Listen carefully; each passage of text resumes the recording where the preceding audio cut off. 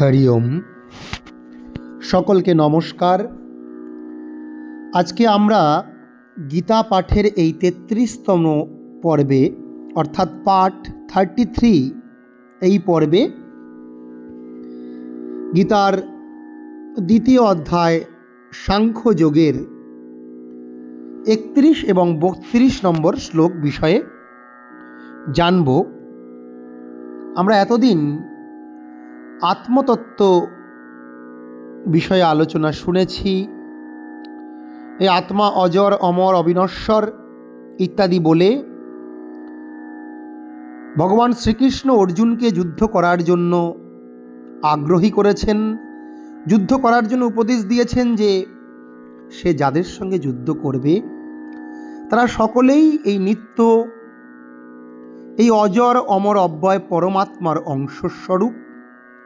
অতএব সে এই যুদ্ধ নির্দ্বিধায় করতে পারে, কারণ সে কিন্তু যাদেরকে হত্যা করছে তা হল অধর্মাশ্রিত, অধর্মকে আশ্রয় করে যে কৌরব পক্ষের শরীর, সেই শরীরকে সে একমাত্র ধ্বংস করতে এসেছে, নষ্ট করতে এসেছে, যা সমাজের জন্য, যা রাষ্ট্রের জন্য হানিকর। কিন্তু সে কিন্তু পরমাত্মাকে কখনোই হত্যা করতে পারবে না। আজকে আবার একটি অন্য যুক্তি দিয়ে শ্রীকৃষ্ণ অর্জুনকে যুদ্ধের জন্য উপদেশ দিচ্ছেন, বলছেন, স্মরণ করাচ্ছেন তার স্বধর্মের কথা, তার নিজের ধর্ম, ক্ষত্রিয় ধর্ম, ক্ষাত্র ধর্ম, খাত্র ধর্ম বলে কি বলছেন ভগবান শ্রীকৃষ্ণ, তা আমরা একবার দেখব। গীতার সাংখ্যযোগ দ্বিতীয় অধ্যায় শ্লোক নাম্বার 31। স্বধর্মম অপি চাবেক্ষ্য, স্বধর্মম অপি চাবেক্ষ্য ন বিকম্পিতুমর্হসি, ন বিকম্পিতুমর্হসি ধর্মাদ্ধিযুদ্ধ্যাৎ শ্রেয়োন্যাৎ, ধর্ম্যাদ্ধিযুদ্ধ্যাৎ শ্রেয়োন্যাৎ ক্ষত্রিয়স্য ন বিদ্যতে, ক্ষত্রিয়স্য ন বিদ্যতে স্বধর্মমপি চাবেক্ষ্য। হে অর্জুন, হে পার্থ, তুমি তোমার স্বধর্মকে, আমাদের যে 4টি বর্ণ আছে, ব্রাহ্মণ, ক্ষত্রিয়, বৈশ্য, শূদ্র, এই 4 বর্ণের 4টি কাজ কি বলছে বেদে? না স্বাধ্যায় অধ্যতব্য। ব্রাহ্মণ সে স্বাধ্যায় করবে, প্রত্যেক বর্ণই পড়াশোনা করবে, কিন্তু ব্রাহ্মণের মূল কাজ হচ্ছে জ্ঞান অর্জন করে জ্ঞান বিতরণ। তাই বেদপুরুষের সে হচ্ছে মস্তিষ্ক স্বরূপ। ব্রাহ্মণস্য মুখমাসিত বাহুরাজন্যকৃতঃ। যে ক্ষত্রিয় তাকেও পড়াশোনা করতে হবে, জ্ঞান অর্জন করতে হবে, কিন্তু তার প্রধান কাজ হচ্ছে প্রজানামেব রক্ষণম। মনুসংহিতায় স্মৃতিকার মনু বলছেন, ক্ষত্রিয়স্য হি পরধর্ম প্রজানামেব রক্ষণম। তা কি না দুষ্টস্য দমনম শিষ্টস্য পালনম। যা দুষ্ট, যা অধর্ম তাকে নাশ করা, এবং শিষ্ট যা ধর্ম তাকে রক্ষা করা, এটাই হচ্ছে ক্ষত্রিয়ের মূল ধর্ম। আর এই ক্ষত্রিয় ধর্মের কথাই এখানে শ্রীকৃষ্ণ অর্জুনকে স্মরণ করাচ্ছেন।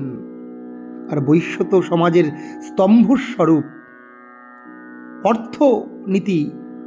তাই বলছে উরু তদস্যাদ বৈশ্য। আমাদের একটি মানুষের শরীরে উরু যেমন স্তম্ভ, পিলার, তেমনি বৈশ্য হচ্ছে পিলার।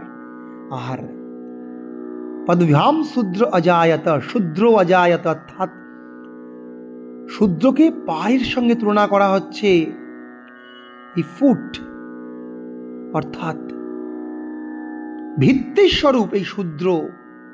এই শূদ্ররাই সমাজের সেবার মধ্য দিয়ে সমাজকে সুন্দর করে তুলছে। আমরা যদি স্বামী বিবেকানন্দের শূদ্র জাগরণ প্রবন্ধ পড়ি আরো বুঝতে পারবো ভালো।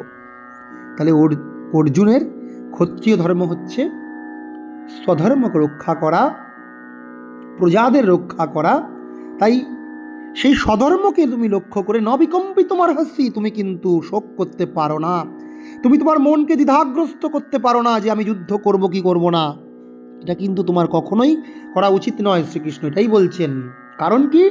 ধর্মাৎ, ধর্ম রক্ষার জন্য।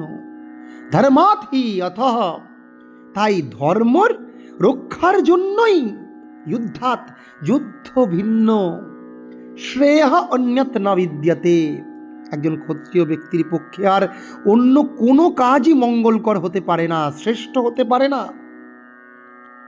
বরং ধর্ম রক্ষার জন্য যুদ্ধই হচ্ছে একমাত্র শ্রেষ্ঠ কাজ। তুমি এখানে যুদ্ধ করো এবং তুমি তোমার কর্তব্য পালন করো, স্বধর্মকে রক্ষা করো। বলে কি বলছেন? স্বধর্মম অপি চাবেক্ষ্য ন বিকম্পিতুমর্হসি ধর্মাদ্ধি যুদ্ধাশ্রেয়োন্যৎ ক্ষত্রিয়স্য ন বিদ্যতে। এরপরে কি বলছেন ৩২ নম্বর শ্লোকে? যদৃচ্ছয়া চোপপন্নম স্বর্গদ্বারম অপাবৃতম সুখিনঃ ক্ষত্রিয়াঃ পার্থ লভন্তে যুদ্ধমিদৃশম।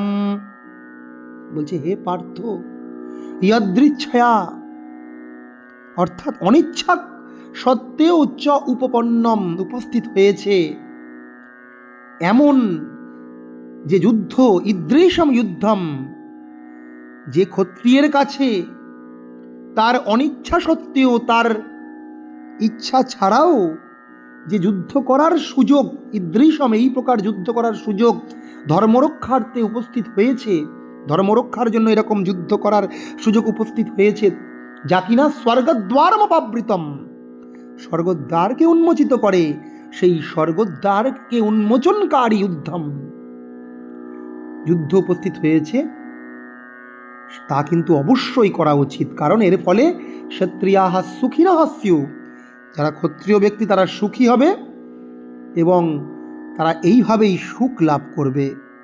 তাই হে অর্জুন, হে পার্থ, তুমি অবশ্যই সুখ লাভের জন্য, স্বর্গ দ্বারকে উন্মোচিত করার জন্য তুমি যুদ্ধ করো, এটাই তোমার স্বধর্ম। বলে এখানে ৩১ এবং ৩২ নম্বর শ্লোক সাংখ্যযোগে ভগবান শ্রীকৃষ্ণ অর্জুনকে তার স্বধর্ম স্মরণ করিয়েছেন। আমরা একবার আবার এই দুটি শ্লোক শুনব।